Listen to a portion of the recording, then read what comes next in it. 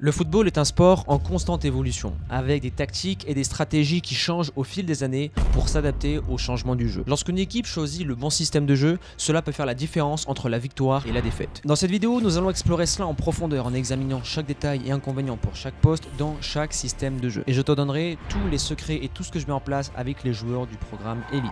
On améliore leur capacité physique, technique, mentale, mais aussi la tactique. D'ailleurs, si tu veux postuler, on prend que 20 joueurs par mois dans ce programme. On prend les plus motivés et les plus déterminés pour former les joueurs physiquement, techniquement et tactiquement et mentalement aussi pour les préparer à passer des tests détection dans des clubs de haut niveau en moins de 90 jours. On t'accompagne pour trouver ton club et on t'accompagne sur le terrain. Donc on sélectionne seulement que 20 joueurs par mois, on veut travailler qu'avec les plus motivés et les plus déterminés. Donc pour postuler et passer gratuitement ton essai, clique sur le lien en description.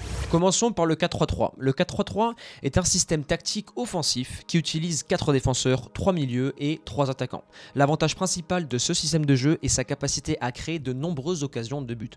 On peut le voir notamment avec le Barça qui utilise ce système tout le temps. Dans le 4-3-3, les 3 attaquants peuvent étirer la défense adverse et fournir des passes décisives à leurs coéquipiers. Les 3 milieux de terrain peuvent également participer à l'attaque et fournir des passes créatives aux attaquants. Toutefois, le 4-3-3 peut être vulnérable aux contre-attaques et aux équipes défensives. Avec seulement 3 milieux de terrain, il peut être très difficile de contrôler le milieu et de récupérer les ballons perdus. On le voit souvent avec le Barça qui prend beaucoup de buts en contre-attaque. Les défenseurs latéraux de ce système doivent être rapides et endurants pour couvrir les ailiers adverses. Ensuite, les attaquants, les 3 de devant, doivent être capables de marquer régulièrement des buts et les milieux de terrain doivent être créatifs. Maintenant, je pense que tu comprends un peu plus pourquoi dans les 4-3-3, on a vraiment des très bons joueurs de ballon au milieu de terrain. Ensuite, le 4-4-2. Le 4-4-2, c'est un système tactique plus traditionnel qui utilise 4 défenseurs, 4 milieux de terrain et 2 attaquants. L'avantage principal de ce système de jeu est sa solidité défensive. Avec 4 milieux de terrain, il est plus facile de contrôler le milieu et de récupérer les ballons perdus. Les 2 attaquants peuvent travailler ensemble pour créer des occasions de but. Maintenant, il faut savoir que le 4-4-2 peut manquer de créativité en attaque, on le voit souvent ça, et être vulnérable aux équipes qui jouent avec un milieu de terrain en losange. On le verra par la suite pourquoi. Les défenseurs centraux dans un 4-4-2 doivent être très forts physiquement pour arrêter les attaquants adverses. Ensuite, les milieux de terrain doivent être polyvalents pour pouvoir à la fois attaquer et défendre. Maintenant, passons au 3-5-2. Le 3-5-2, c'est un système tactique qui utilise 3 défenseurs, 5 milieux de terrain et 2 attaquants. L'avantage principal de ce système est sa capacité à contrôler le milieu de terrain. Avec 5 milieux de terrain, il est plus facile de contrôler le jeu et de récupérer les ballons perdus. En plus, les 2 attaquants peuvent travailler ensemble pour créer des occasions de but. Maintenant, il faut savoir que le 3-5-2, il peut être vulnérable aux équipes qui jouent avec des ailiers rapides et qui étirent les défenses adverses. Autrement dit, le 4-3-3. Dans un 3-5-2, les décentraux doivent être très solides dans les airs et capables de marquer les attaquants adverses. Ensuite, les milieux doivent contrôler le jeu et fournir des passes décisives, surtout dans les transitions. Enfin, les latéraux doivent être rapides et avoir une très bonne endurance. En général, dans un 3-5-2, tu dois avoir des latéraux, on appelle ça des pistons, hyper rapides et surtout capables de répéter les efforts durant 90 minutes. Passons maintenant au 4-2-3-1. Le 4-2-3-1, c'est un système qui utilise 4 défenseurs, 2 milieux de terrain défensifs, 1 milieu de terrain central créatif et un attaquant. C'est le système de l'équipe de France sous Didier Deschamps. L'avantage principal de ce système de jeu est sa solidité défensive et sa créativité en attaque. Les 2 milieux de terrain défensifs offrent une couverture supplémentaire à la défense, tandis que le milieu de terrain central créatif peut fournir des passes décisives à l'attaquant de pointe. Maintenant, il faut savoir que le 4-2-3-1 peut manquer de joueurs pour contrôler le milieu de terrain, un peu comme le 4-3-3. Les défenseurs centraux, eux, doivent être capables de sortir proprement le ballon et les ailiers doivent aussi être hyper rapides pour attaquer et défendre. Maintenant, voyons les avantages et inconvénients pour chaque poste dans tous les systèmes de jeu qu'on a vu ensemble. Restons sur le 3-5-2. On a vu que c'est un système de jeu hyper polyvalent qui offre un bon équilibre entre la défense et l'attaque d'une équipe. Maintenant, voici les avantages et inconvénients pour chaque poste dans ce système de jeu. On commence par le gardien. Avantage, le gardien dans ce système de jeu 3-5-2 a souvent un rôle crucial à jouer dans la construction au départ du ballon. Et tu verras que c'est à peu près la même chose pour un gardien dans tous les systèmes de jeu. Et d'être capable de relancer proprement le ballon et distribuer des passes pour lancer des attaques. Le gardien doit également être capable de sortir les ballons aériens et de s'adapter rapidement aux situations de contre-attaque, en jouant haut notamment. Inconvénient, le gardien en 3-5-2, il peut souvent se sentir seul car il n'y a que 2 défenseurs centraux pour l'aider. Souvent assez bizarre au début pour gérer sa défense. Donc le gardien peut être exposé à des situations de contre-attaque en 2 contre 1 et s'il y a une erreur de communication avec les 2 défenseurs centraux, c'est mort. Passons au def central. Avantage 3-5-2. Les centraux dans un 3-5-2 sont hyper importants pour protéger la zone centrale de la défense. Ils doivent être forts physiquement, capables de remporter les duels aériens et de couvrir l'espace laissé par les latéraux. Donc ça demande vraiment une grosse intelligence de jeu. Et ils sont bien évidemment impliqués dans le début de la construction du jeu. Inconvénient, les centrales doivent être très disciplinées avec le 3-5-2. Ils ne doivent surtout pas abandonner leur position pour éviter les espaces entre les lignes et entre les défenseurs qui peuvent permettre aux attaquants adverses de pénétrer dans la surface de réparation. Il y a aussi un inconvénient, c'est qu'ils sont souvent exposés à des 1 contre 1 ou des 2 contre 1 lorsqu'on joue en 3-5-2. Donc s'ils se font déborder par les attaquants adverses, c'est très compliqué pour rattraper la tâche. Maintenant on passe pour les latéraux. Latéraux dans un 3-5-2, c'est un rôle hyper important à jouer en défense comme dans l'attaque.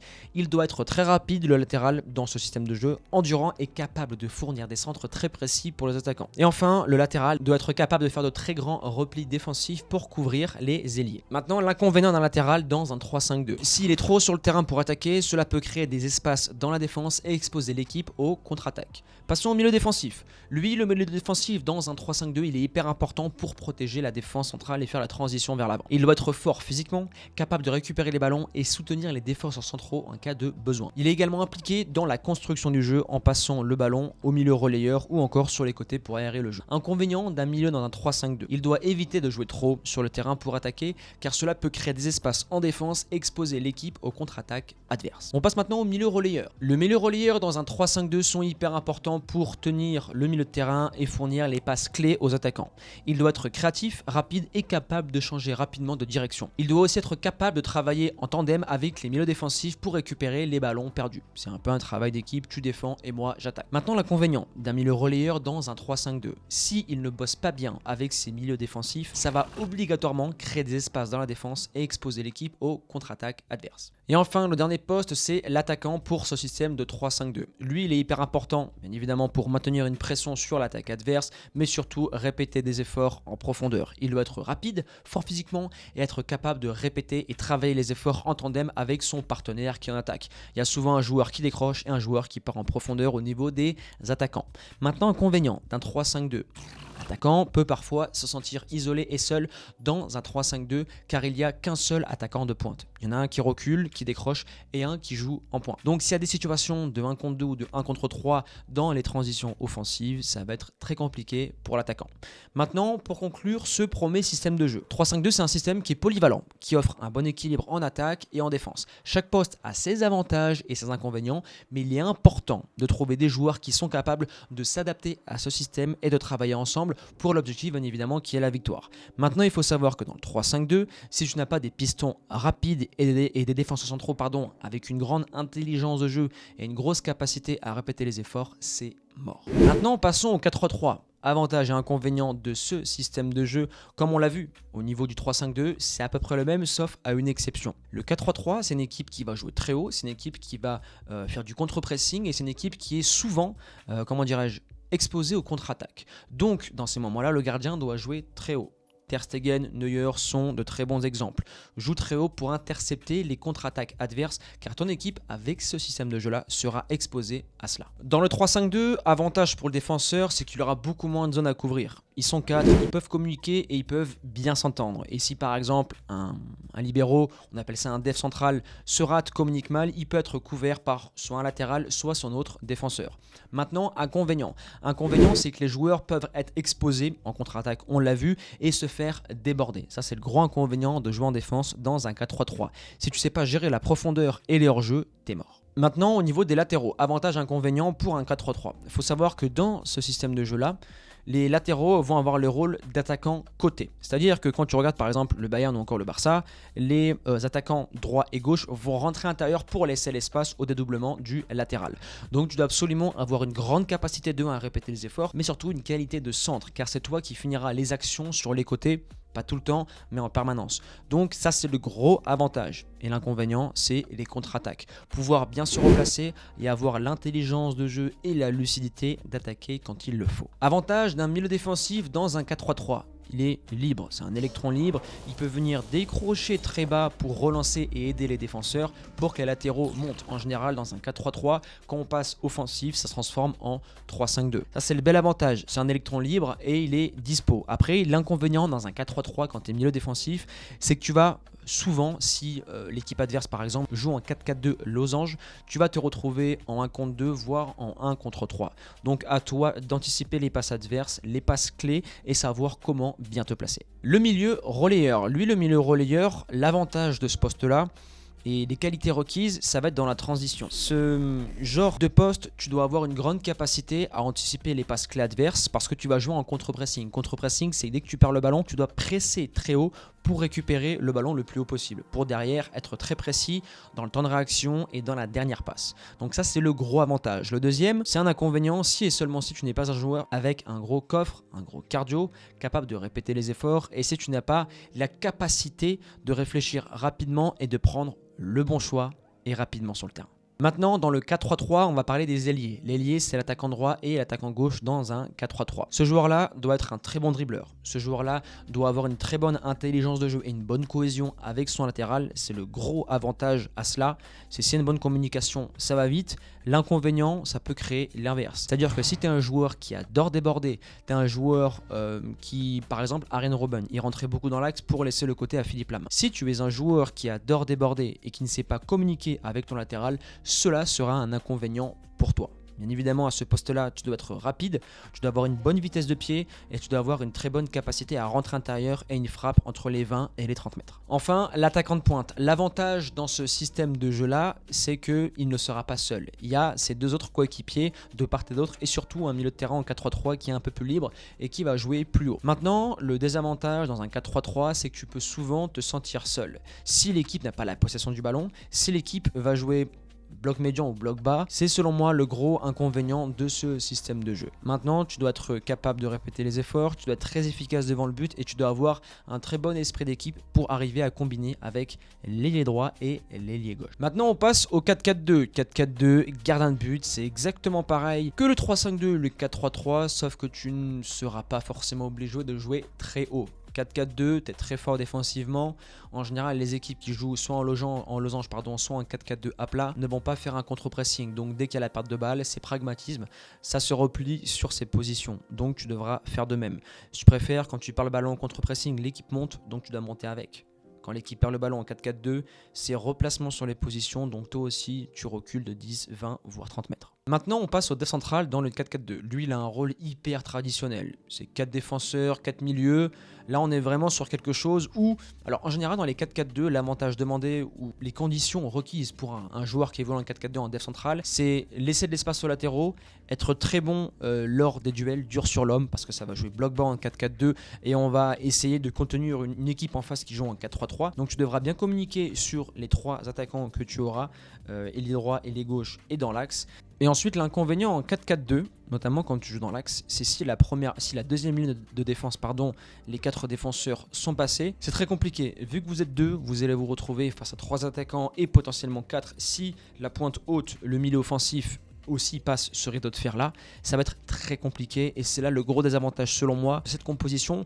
Après, en tant que défenseur, t'es pas très touché vu que c'est un système plutôt défensif. Si tu tiens bien tes positions, que tu es discipliné, il n'y aura pas forcément de gros désavantages. Maintenant, si tu joues en 4-4-2 et que tu n'es pas assidu, rigoureux, que tu n'es pas assez dur sur l'homme, ce système de jeu n'est pas forcément fait pour toi. Si t'es plus un défenseur moderne qui a du ballon, le 4-3-3 et surtout le 3-5-2 sera idéal pour ton profil. Maintenant, milieu défensif. Avantage, on va dire, pour un 4-4-2, c'est que, ou du moins ce qui est demandé pour un joueur, c'est avoir une très bonne couverture des latéraux qui montent. Latéraux modernes aujourd'hui va monter.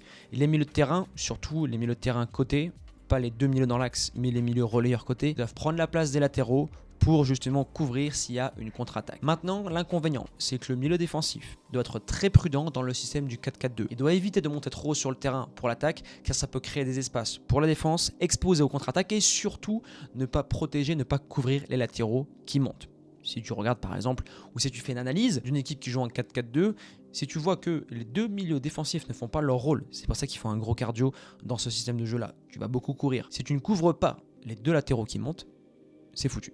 Dans le 4-4-2 aussi, pour faire rapide pour les milieux relayeurs, c'est exactement la même chose. Tu n'auras pas forcément besoin de couvrir les latéraux vu que les milieux défensifs vont se charger de cela. Mais si dans ce système de jeu-là, en 4-4-2 à plat et non en losange, si tu n'as pas la capacité à jouer entre les lignes et à transférer les ballons de 3 quarts, il y aura un gros inconvénient. On va dire ce poste-là, ou du moins cette composition d'équipe, n'est pas faite pour toi. Ce qu'on demande d'abord à un 4-4-2, c'est une équipe très forte, très solide. Par exemple, étant un joueur, une personne qui a beaucoup regardé le Barça et qui l'a regardé sous Ernesto Valverde, c'était un coach qui faisait jouer le Barça en 4-4-2 à plat. Il n'y avait pas de contre-pressing, ça jouait très bas. Et on voyait une équipe avec Paulinho par exemple, je ne me rappelle plus de l'équipe, mais c'était très solide. Il n'y avait pas beaucoup de créativité parce que le 4-4-2, c'est mission numéro 1, c'est de jouer, c'est de ne pas prendre des buts et après concrétiser les contre-attaques ou les occasions que ces équipes-là vont avoir. Donc le 4-4-2, si tu es un joueur qui est pas forcément extraordinaire techniquement, mais qui est très bon dans la solidité défensive, ce système de jeu-là est bon pour toi. C'est d'ailleurs le cas, tu as juste à regarder la plupart des compositions d'équipes en Ligue 1. C'est du 4-4-2 soit à plat, soit en losange. Ensuite, pour ce système de jeu-là, c'est à peu près la même chose au niveau des attaquants de pointe, sauf si tu joues en 4-4-2 losange. Le numéro 10 va être avantagé. Lui, il aura un peu plus d'espace, il sera souvent entre les lignes et il peut compléter les deux attaquants de pointe pour travailler ensemble. Il peut créer un 3 contre 1, 3 contre 2 ou encore 3 contre 3. Et ce joueur-là, par contre, doit être très bon. C'est la pile de l'équipe. C'est le joueur qui doit être toujours disponible et le joueur qui doit être très bon dans la dernière passe. Maintenant, on passe au dernier système de jeu. Lui, c'est le système de jeu que l'équipe de France a utilisé en 2000. Non, tu vois. Par exemple, 2018, c'était un 4-4-2 à plat. Avec Matuidi sur le côté, ça jouait un système très solide de Didier Deschamps pour ne pas prendre de but. Et après, ça jouait la carotte en contre ou dans les transitions, notamment avec Mbappé. Cette année, en 2022, il a joué en 4-2-3-1. Ok, c'était Tchouaméni point de base, je crois. Après, c'était Rabiot et je ne sais plus qui. Et ensuite, devant, il y avait Grisou et la pointe. Tu vois, je ne sais plus trop, mais ça joue à peu près comme ça, l'équipe de France. Donc, gardien, ça ne bouge pas. Maintenant, les défenseurs centraux. Dans un 4-2-3-1, def centraux et non pas les latérales mais seulement les def centraux, c'est exactement la même situation que le 4-4-2, sauf qu'ils doivent absolument bien communiquer avec les deux pointes basses. Tu vois, les deux pointes basses, je crois que c'était Rabiot et Tchouaméni. Si Konaté et l'autre def central, je l'ai pas en tête, communiquent mal avec les deux pointes basses, c'est mort. Tu dois absolument être en lien, être en tandem avec ces deux défenseurs là. Avec ces deux joueurs-là, pardon. Oui, voilà, c'était Konaté ou Upamecano avec Raphaël Varane. Donc les deux, si tu regardes bien, ils communiquaient très bien avec Rabiot. Maintenant, les latéraux, dans ce rôle-là, tout dépend du profil. Tu peux t'adapter. Par exemple, tu vois que Hernandez, ça dédoublait beaucoup et il avait un espace offensif parce que les deux milieux de terrain, il laisse beaucoup d'espace aux joueurs côté. Et en général, les trois de devant, la ligne de 3 devant l'attaquant de pointe, devant Olivier Giroud, il y avait Grisou en pointe haute, il y avait Mbappé et Coman sur l'autre côté ou Dembélé. Vous voyez que ces joueurs-là, par exemple Mbappé rentrait beaucoup intérieur, donc il laissait la place à Hernandez. Donc dans ce système de jeu-là, le latéral doit être très rapide, très endurant avec une bonne qualité de centre. Maintenant à droite, il y avait Jules. Jules, c'est pas un latéral de métier. Jules, c'est un joueur qui à la base des centrales, donc on sait qu'il va être très dur sur l'homme. C'est un peu comme Benjamin Pavard. Donc tu vois que Ousmane Dembélé, lui, prenait beaucoup le côté. Il adaptait son système de jeu par rapport au latéral qu'il y avait. Maintenant, s'il voyait que Jules débordait, Ousmane rentrait dans l'axe pour laisser l'espace à Jules. Dans ce système de jeu-là, tu n'as pas forcément d'avoir un gros coffre. Tu peux t'adapter par rapport au milieu que tu vas avoir, par rapport à l'allié. Dans le 4-2-3-1, les deux dans l'axe, donc c'était Rabiot, Tchouaméni, les deux points de base, tu dois avoir un coffre monstrueux. Parce que tu sais que ta pointe haute, donc là c'était Griezmann, Griezmann c'est un joueur à part, il fait beaucoup d'efforts défensifs. Mais si par exemple, il y avait eu Zizou à l'époque, qui jouait avec ce système de jeu-là, en pointe haute, derrière, s'il n'a pas deux défenseurs ou deux joueurs qui font un travail monstrueux, il ne pourra pas être mis en orbite. Okay, dans de bonnes conditions. Donc quand tu es en milieu, tu es deux. Tu peux te retrouver parfois face à 3 milieux, voire 4 milieux si tu joues sur un 4-4-2. Donc tu dois absolument travailler avec tes ailiers pour qu'il y ait un repli défensif et tu dois aussi surtout avoir une grande intelligence de jeu. Et l'avantage de ce système de jeu-là, 4-2-3-1, c'est lors d'une transition offensive ou lors par exemple d'un jeu de position. Quand tu vas fixer une équipe adverse, tu as l'attaquant de pointe et les 3 milieux. Ça va vite, ça peut créer des espaces, il y a beaucoup de mouvements, donc ça procure un bon équilibre. Quand tu attaques, tu es en 4-2-3-1. Quand tu défends, tu peux faire redescendre tout le monde et ça peut se transformer plus ou moins en 4-4-2. Enfin, pour l'attaquant de pointe, en 4-2-3-1, ça peut être problématique. Tu as deux profils. Tu as soit le profil Benzema, lui qui ne va pas prendre la profondeur, ou du moins moins souvent qu'un attaquant qui va plus vite que lui, il va plus décrocher. pour combiner. Et après, en général, quand Benzé venait en équipe de France, tu avais Ousmane qui prenait la profondeur ou encore Mbappé. C'est une bonne solution pour l'attaquant. Si tu es un joueur qui aime bien décrocher, c'est un système qui peut te convenir. Maintenant, l'inconvénient, c'est que tu peux te retrouver seul. Si tu es un joueur qui va jouer la position, on l'a pu le voir en attaque avec Olivier Giroud en finale de Coupe du Monde contre l'Argentine, il était souvent seul. Donc lui, son rôle, c'était de caler les ballons. Mais s'il n'y a pas de ballon qui arrive et si le milieu de terrain ne fait pas le taf, ça va être très compliqué. Tandis que dans un 4-4-2 par exemple, tu peux te retrouver moins seul et combiner avec ton coéquipier en attaque. Maintenant la team NE pour conclure cette vidéo. Chaque système de jeu de football a ses avantages et ses inconvénients en fonction des joueurs disponibles et de la stratégie de l'équipe. C'est pour ça que le coach parfois adapte par rapport aux joueurs qu'il a. Si tu préfères un coach, fais son système de jeu par rapport aux joueurs et il ne fait pas ses joueurs par rapport à son système.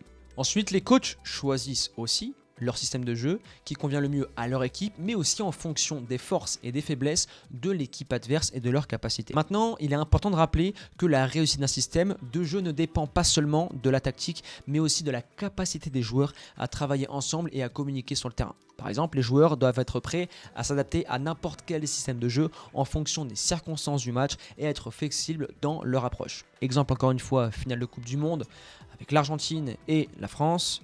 L'entrée de Kolo Muani et de Thuram a changé la donne. Nouvel investissement, adaptation au système de jeu. Ensuite, dans tout système de jeu, les joueurs doivent travailler dur en séance pour améliorer leurs compétences techniques et leurs conditions physiques, ainsi que développer la compréhension tactique de jeu. C'est hyper important. Sans conditions physiques, la condition physique c'est la base.